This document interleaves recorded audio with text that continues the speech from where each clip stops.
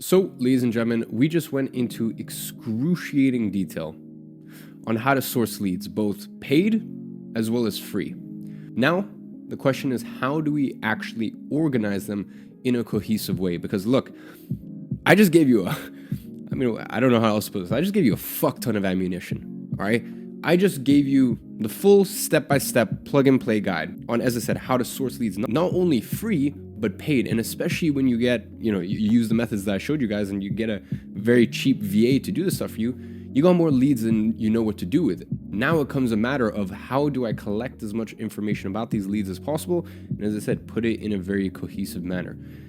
And that is where we're going to be talking about in today's very punchy module.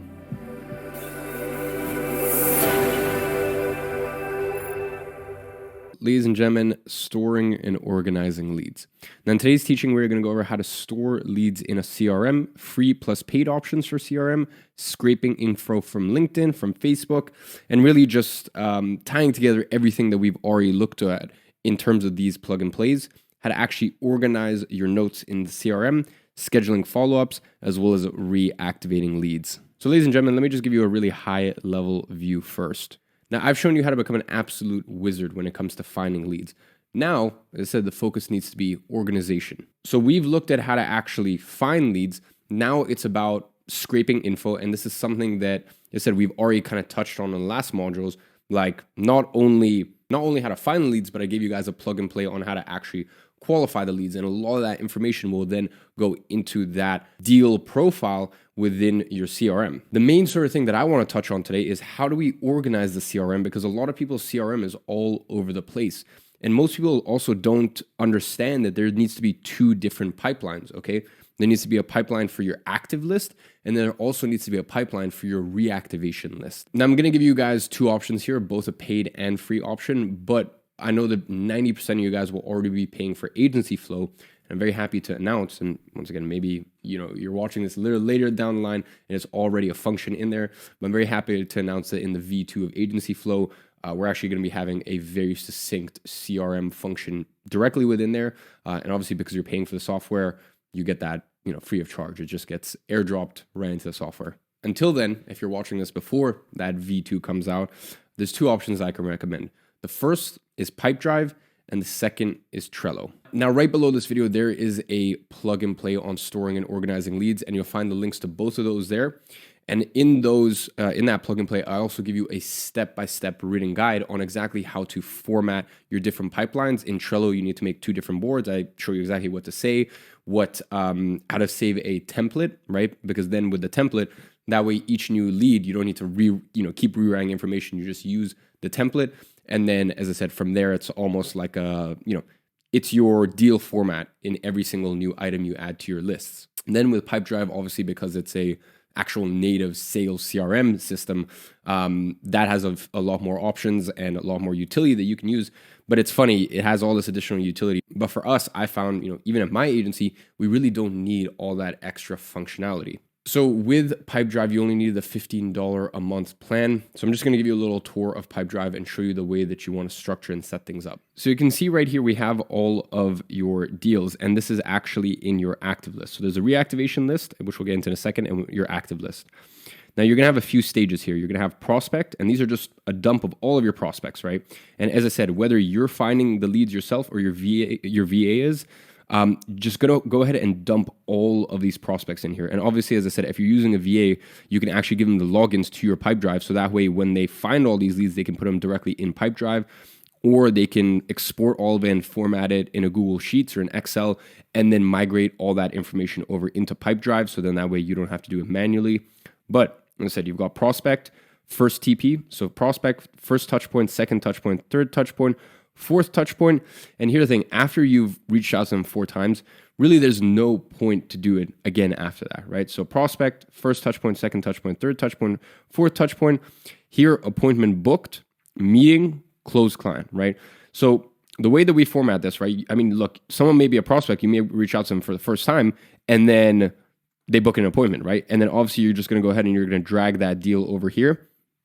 And then just because they book an appointment doesn't mean that you necessarily had a meeting with them, right? So here, all the ones that are stuck in this pipeline right here, these are actually prospects that were no shows, or maybe you just didn't, they rescheduled and you just never managed to find a time that worked for both of you guys. So this is actually a very, very good sort of part of your pipeline, right? So that's right here. Then you have meeting, and then you have closed client. And then once someone's a closed client, really you can just kind of delete them from there. Now let me show you what a new deal looks like, right? So you're going to come right here, you're going to put deal. In terms of contact person, if you actually know the business owner's name, then you'll put that in right there. So you'll go ahead and put in their name right there. Organization. Now, if you don't know their name, right, just put in their organization name, and then this will give you a deal title, right? So let's just use, Iman Gadji. Let's say, you knew who the owner was, agency flow, and then here will be agency flow deal.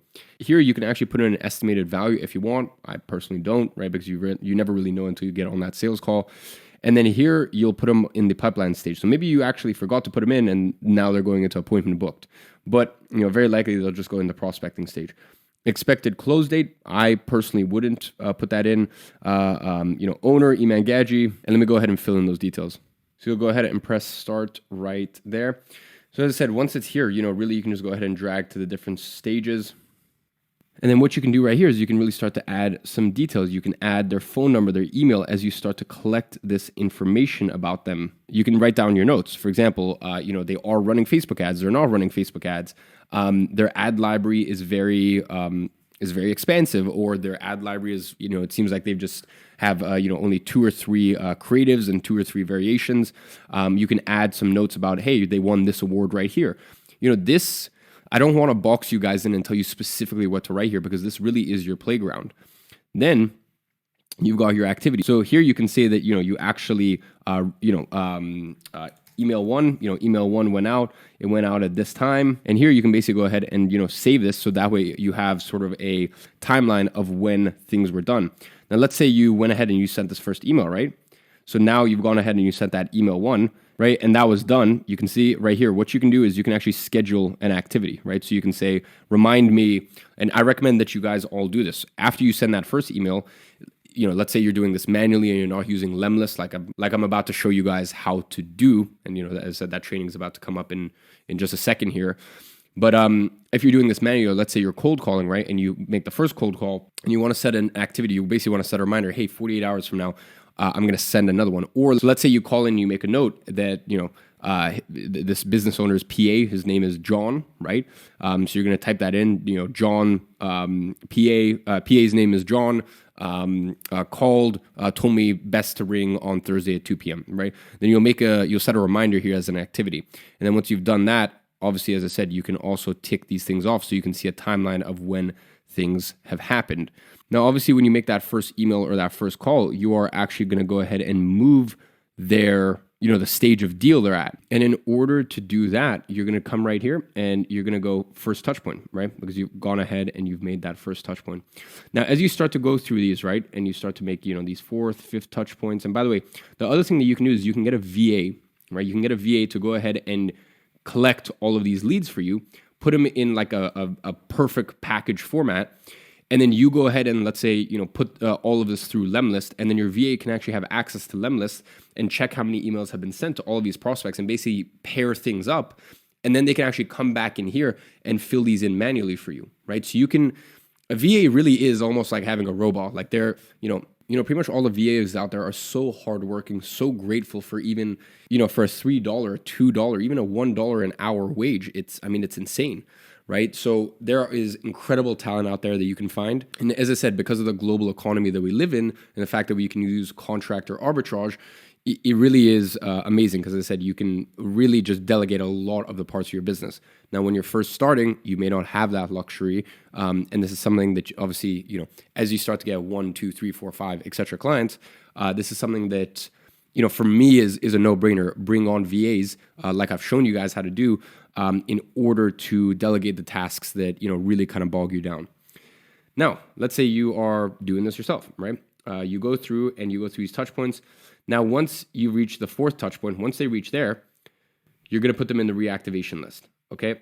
Now, timeout, basically just means it's, timeout.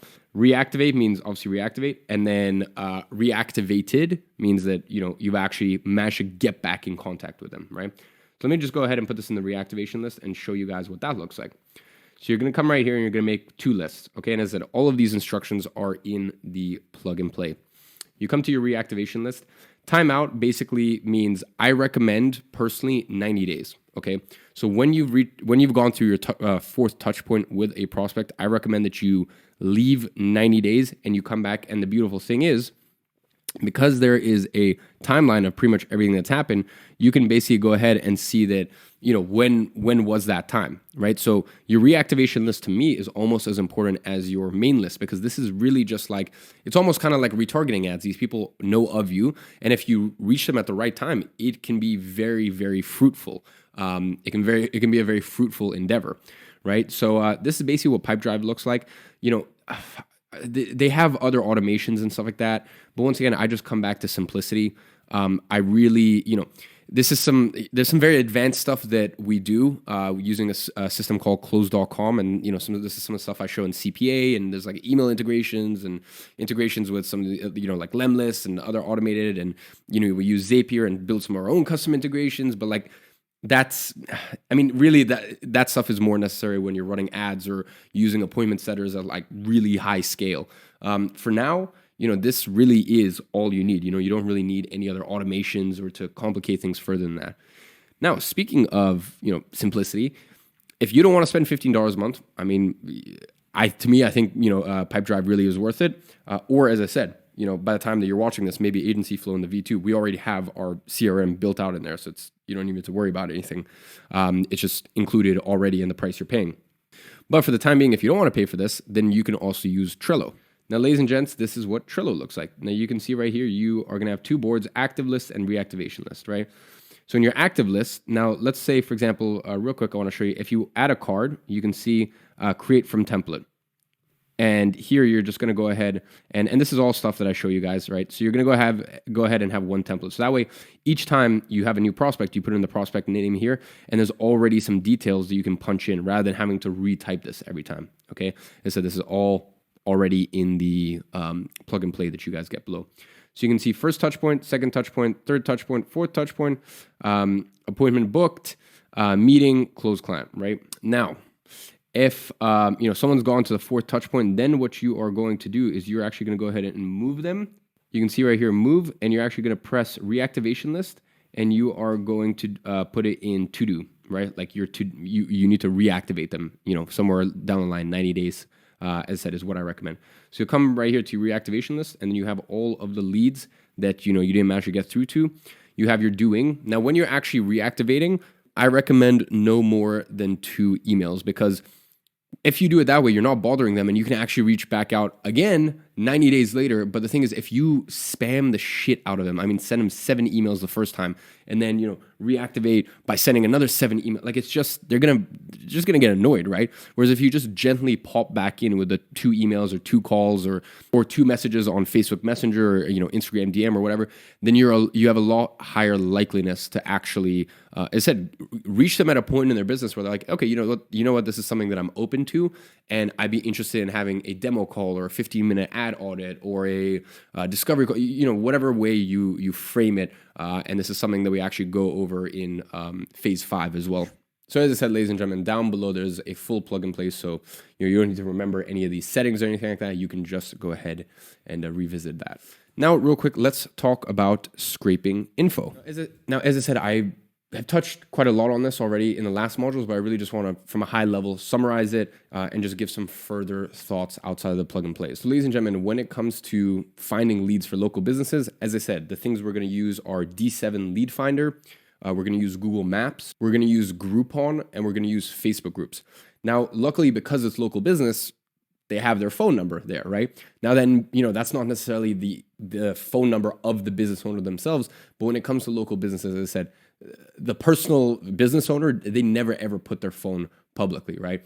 So the other thing that you can do is obviously you can then use, become a little bit of a detective, right? What I do is I will literally then at that point look at the business's Instagram page, and also look at who they're following, because a lot of times obviously they're going to be following the founder, right? Then look at LinkedIn, right? A lot of times they have all this stuff listed on LinkedIn.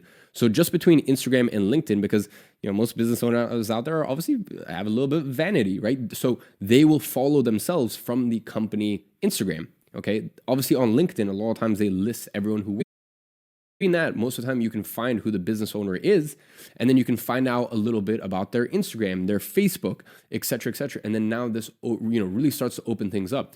So when you're finding all this information and when your VA is finding all this information, as I said, make sure to try to find the business owner's Instagram, their LinkedIn, their personal Facebook, if you've got that as well. Try to find out any awards or accolades that the business itself has gotten. Have they been featured in this magazine? Have they been featured in this award, et cetera, right? And this is all stuff that you can add in the lead sourcing phase that then can help personalize your outreach.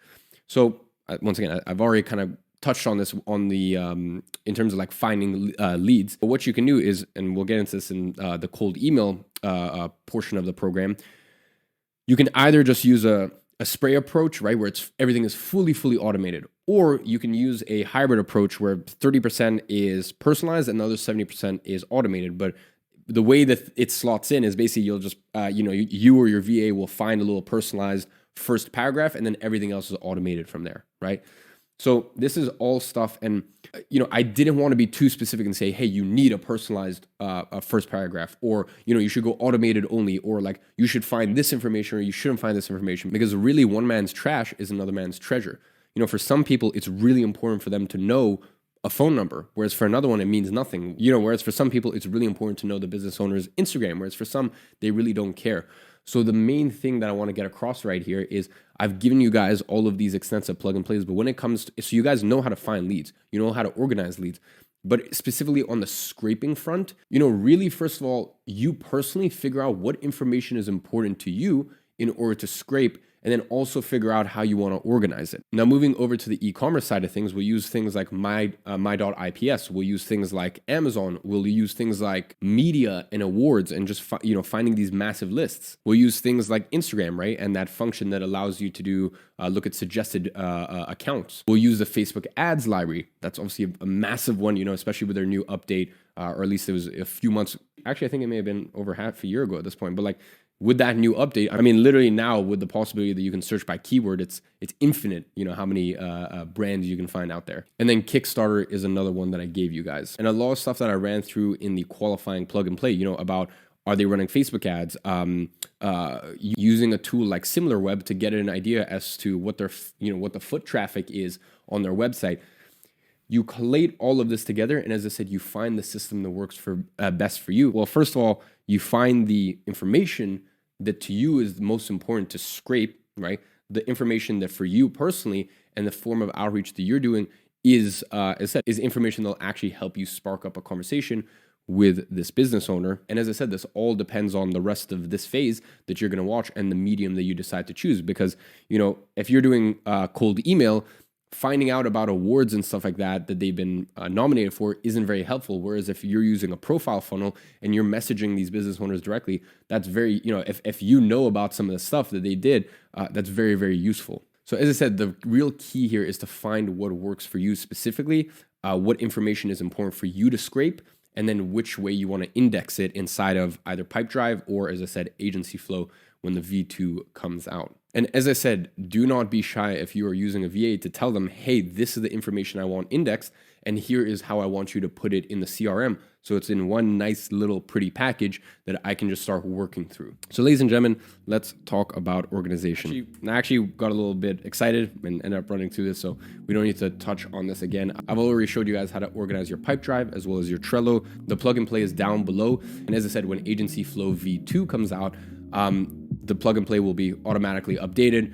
So that way it will have Agency Flow, basically how to set up your entire CRM, as well as Trello if you want to use a free version. So ladies and gents, action step for today is go through the plug and play and either set up with Pipedrive or Trello. And as I said, potentially V2 of AF has already come out, and then you can just use that instead. So ladies and gentlemen, I hope you guys have enjoyed this module.